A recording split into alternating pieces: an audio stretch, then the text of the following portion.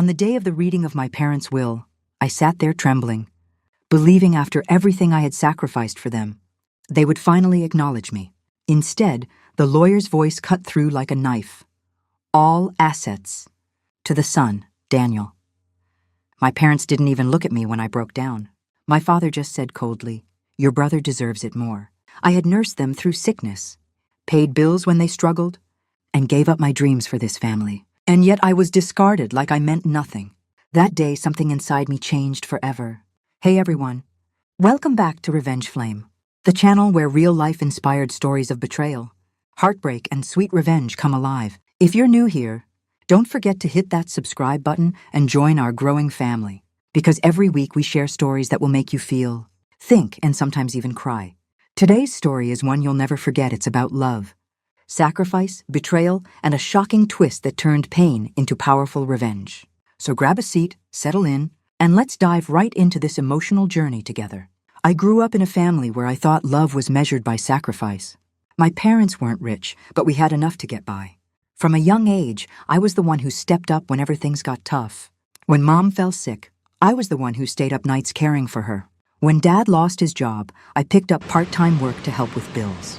My brother, Daniel, on the other hand, was always the golden child. He was praised for every little thing, even when he barely lifted a finger. Daniel loved being the center of attention, and my parents adored him no matter what. He failed classes, got into trouble, and spent recklessly, but somehow, they always found excuses for him. I, on the other hand, had to fight for every scrap of recognition. And even then, it often never came. Despite the unfairness, I told myself family comes first.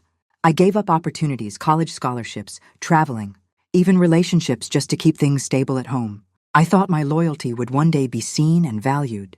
I truly believed that when it mattered most, my parents would finally appreciate everything I had done.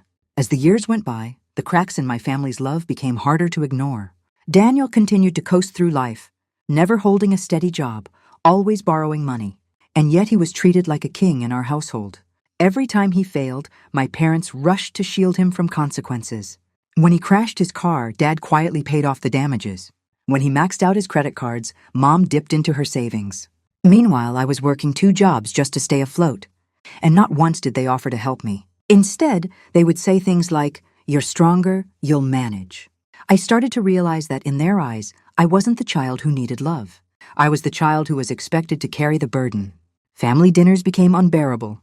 Daniel would brag about half-baked business ideas or his latest weekend trips, while I sat there exhausted from working 12-hour shifts. Yet every word he spoke was met with praise. When I tried to share my struggles, the room would fall silent, or worse. My father would dismiss me with, "Stop complaining, be grateful you're capable." The breaking point came when my mom was hospitalized again. I rearranged my entire schedule, sleeping on hospital chairs, feeding her, making sure she had everything she needed. Daniel visited once only to take a selfie with her for social media. My parents still called him a good son for showing up at all. The resentment built inside me like a storm. I told myself to swallow it, to be patient, that one day they'd see the truth.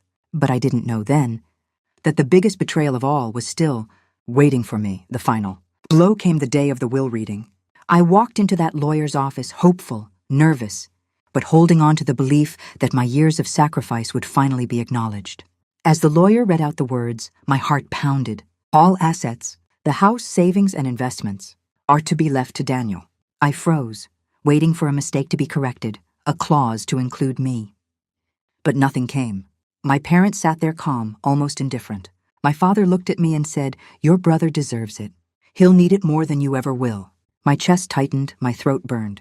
I wanted to scream, to remind them who paid the hospital bills, who kept food on the table when they couldn't, who put my own dreams on hold to make sure this family survived. Instead, all I could do was stare at them, feeling every ounce of love I had for them shatter. It wasn't about the money, it was about what it meant. Every sacrifice I made had been invisible. Every tear, every sleepless night, every broken dream meant nothing to them. In that moment, I wasn't their child. I was just disposable. In the weeks after the will reading, I fell into silence. My parents thought I had accepted their decision, and Daniel bragged endlessly about how he was now the head of the family. What none of them knew was that I had already begun planning my own kind of justice.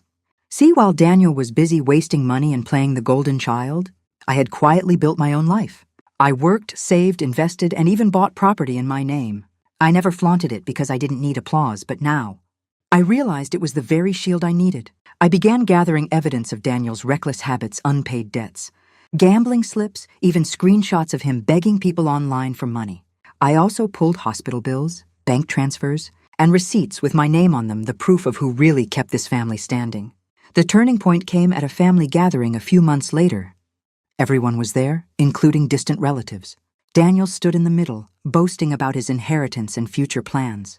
That's when I stood up, calm but firm, and laid everything on the table. I showed them the hospital receipts with my signature, the bank records of me bailing out my parents, and the trail of Daniel's irresponsibility. The room went silent. My parents' faces turned pale as relatives whispered. Finally, I said, "You gave everything to him because you thought he deserved it." "Well, here's the truth: he never carried you. I did." Daniel tried to laugh it off. But when I revealed the debt's collectors were already after him, no one was laughing. My relatives turned on my parents, asking how they could abandon the child who gave everything for them. In that moment, I wasn't the discarded one anymore. I was the one holding the truth and the power. The fallout was immediate. Daniel stormed out of the gathering, humiliated, and for the first time in his life, no one rushed to defend him. My parents sat in silence, unable to meet my eyes. The relatives who once praised their perfect son turned their sympathy toward me, reminding my parents of everything I had sacrificed.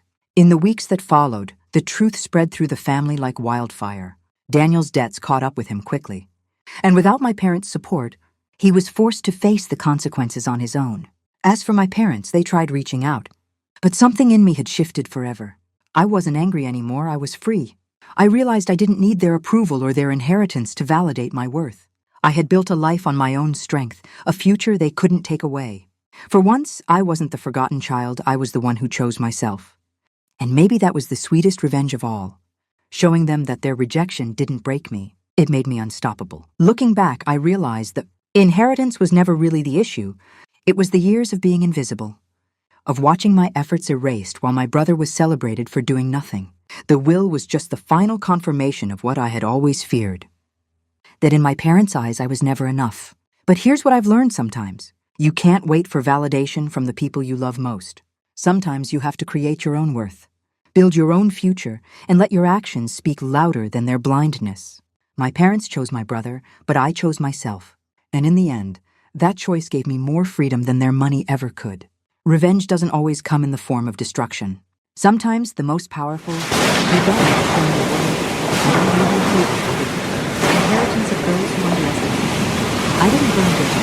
I simply walked away stronger, leaving them to face the truth of what they are lost. And if anyone out there feels unseen and unappreciated, let my story remain. Your value isn't decided by others.